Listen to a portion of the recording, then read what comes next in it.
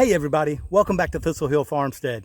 Today we're going to be cutting the tops off of our posts on this new 4-plank horse fence that we're building here.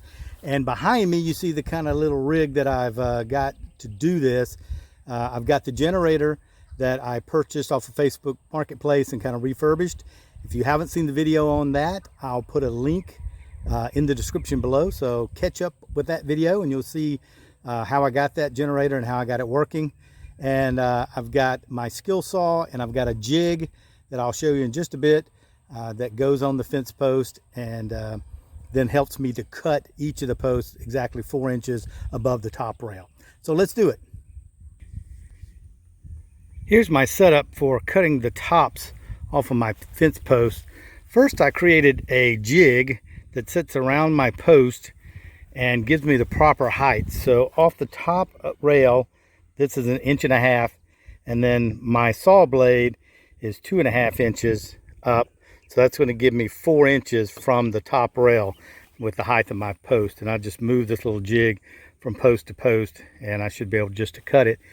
And here's my rig for cutting. I have a Milwaukee 10.25 inch circular saw. I have my generator here. This is a Generac generator that I bought online and did some repairs to and fixed it. It's a 5,000 watt generator with 20 amp circuits on it, so that should be fine for this saw. It's a 15 amp saw. And then I have my heavy duty 12 gauge 15 amp extension cord here. So altogether I'm hoping this is going to work to do what I need to do. Let's set up the tripod and see if it does.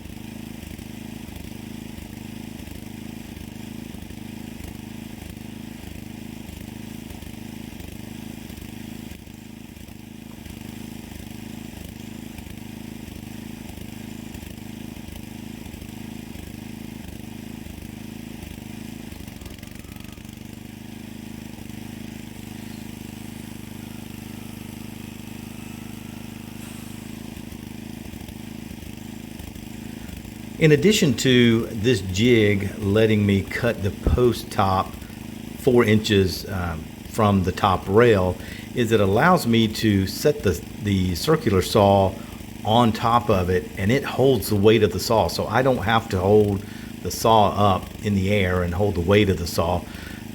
You also might notice that there's a little bit of a delay when I put the saw up there before I start cutting. What I'm doing is letting the saw spin up to speed, get the blade up to speed before I start cutting.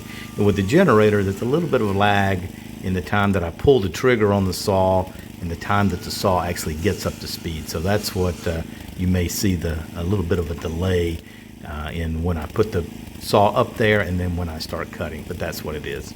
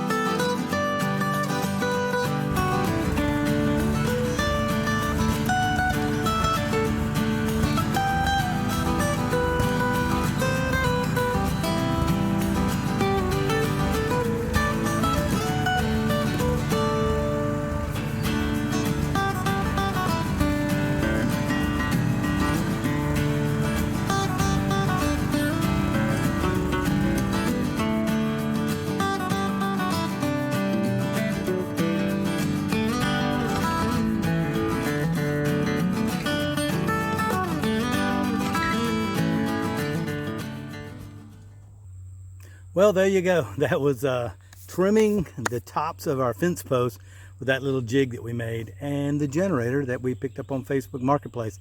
It worked fine. The saw worked fine. The Makita 10 1/4 saw that I bought. And I'll put some links to those things, to the saw in the description below, and to the video of the generator where I picked it up and kind of rehab that.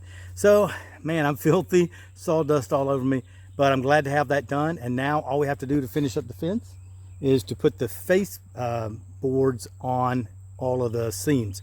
So it's getting there. It's getting close. Thanks for joining. And again, if you like the video, give me a thumbs up. It really helps the channel out a lot, and I really do appreciate it. And remember to subscribe and ring that bell notification so that anytime I post a new video, you'll get notified. Thanks again for joining us here on Thistle Hill Farmstead, and we'll see you next time.